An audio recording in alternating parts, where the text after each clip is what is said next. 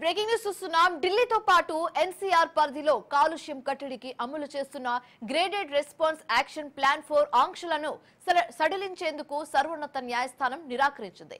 గాలి నాణ్యత మెరుగుపడే వరకు ఆదేశాలు జారీ చేయలేమని స్పష్టం చేసింది.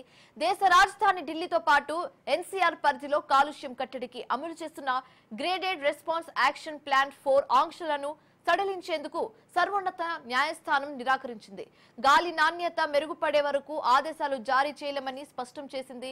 అలాగే యాక్షన్ ప్లాన్ 4 అమలుతో నిర్మాణ రంగంలో కార్మికులు పనులు కోల్పోయారు. ఈ క్రమంలో వారికి ఊరట కలిగించేందుకు సెన్స్ ను ఉపయోగించాలని ఎన్సీఆర్ పరిధిలోని రాష్ట్రాలకు సూచించింది.